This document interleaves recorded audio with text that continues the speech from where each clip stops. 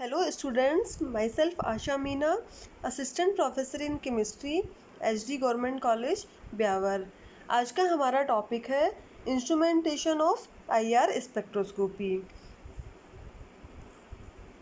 यहाँ पे किसी भी तरह की स्पेक्ट्रोस्कोपी में जब हम किसी भी सैंपल का स्पेक्ट्रा प्राप्त करते हैं तो वहाँ पे एक सोर्स काम में लेते हैं जो कि उस तरह की रेडिएशंस को के लिए काम में लिया जाता है।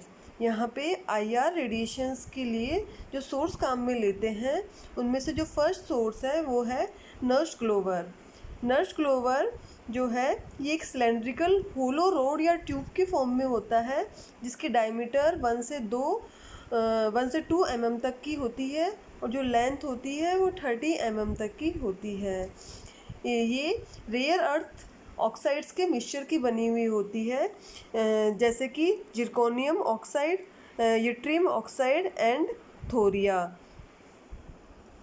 और जब इस मिक्सचर को हम 2000 डिग्री सेंटीग्रेड पर हीट करते हैं तो यहाँ पे IR रेडिएशंस हमें प्राप्त होती है। ये रेडिएशंस जो होती है ये 7100 सेंटीमीटर इनवर्स तक के वेव नंबर की होती है, मतलब 1.4 माइक्रोन तक की infrared radiations Nernst glower provide करता है। सेकंड यहाँ पे सोर्स है ग्लोबर सोर्स। ग्लोबर सोर्स जो है वो सिंटर्ड सिलिकॉन कार्बाइड रोड का बना हुआ होता है और यूजुअली 50 mm लेंथ में होता है और 5 mm इन डायमीटर में होता है। इसको जब हम 2000 डिग्री सेंटीग्रेड तक हीट करते हैं तो ये हमें 5200 सेंटीमीटर इनवर्स तक की इंफ्रारेड रेडिएशंस को प्रोवाइड करता है। यहाँ पे जो ग्लोबल सोर्स है ये लेस कन्वीनियंट होता है टू यूज और साथ में ही ये एक्सपेंसिव होता है और जो रेडिएशंस की इंटेंसिटी है वो भी कम होती है नर्स ग्लोवर की तुलना में, इसलिए ग्लोबल सोर्स है वो कम काम में लिया जाता है। तीसरा यहाँ पे सोर्स है इनकैंडिसेंट वायर सोर्स।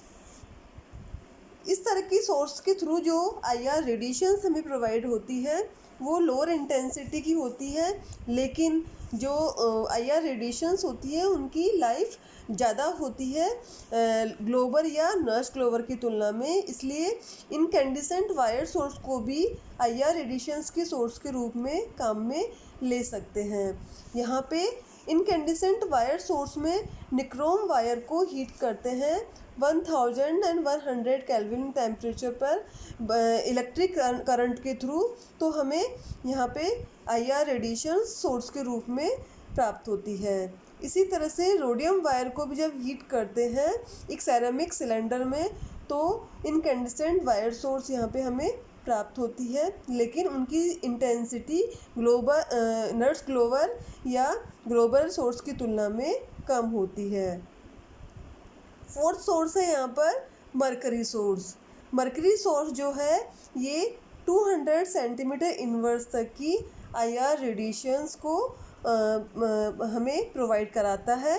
ये क्वार्ट्ज जैकेट का एक बना हुआ होता है जिसमें कि मरकरी वेपर्स भरी हुई होती है और ये जो एपरेटस है इसका जो एटमॉस्फेयर है, जो प्रेशर है वो 1 एटमॉस्फेयर से भी कम का होता है। जब हम किसी भी लैंप के थ्रू करंट पास करते हैं तो यहाँ पे मरकरी वेपोराइज्ड होती है, एक्साइटेड होती है एंड आयनाइज्ड फॉर्म में आ जाती है और हमें IR रेडिएशंस को प्रोवाइड करती है।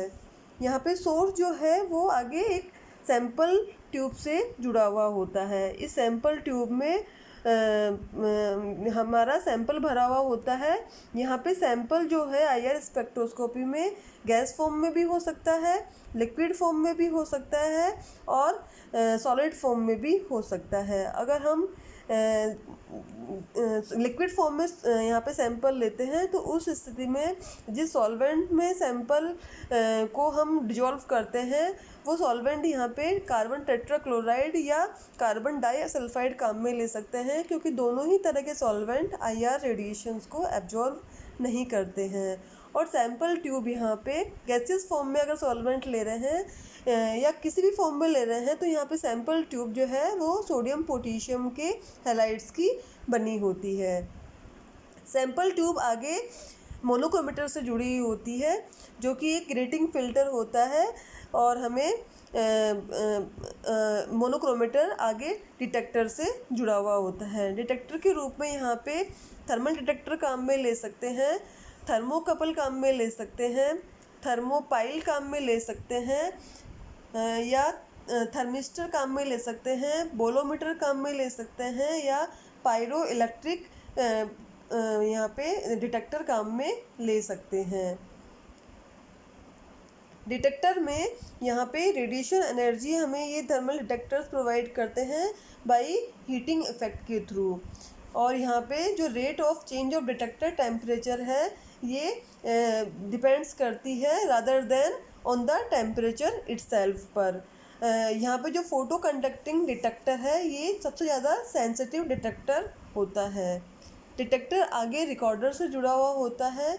इस रिकॉर्डर में हमें उस सैंपल का जो स्पेक्ट्रा है वो रिकॉर्ड होता है। उस स्पेक्ट्रा को हम की स्टडी करते हैं, उसका एनालिसिस करते हैं और यहाँ पे IR स्पेक्ट्रोस्कोपी के द्वारा हम उस कंपाउंड की मॉलिक्यूलर स्ट्रक्चर के बारे में इंफॉर्मेशन निकालते हैं। यहाँ पे IR स्पेक्ट्रोस्कोपी की जो मेन एप्लीकेशन है, जो मेन इसका उपयोग है वो है कि यहाँ पे किसी भी कंपाउंड के क्रियात्मक समूह या फंक्शनल ग्रुप के बारे में हमें जानकारी प्राप्त होती है।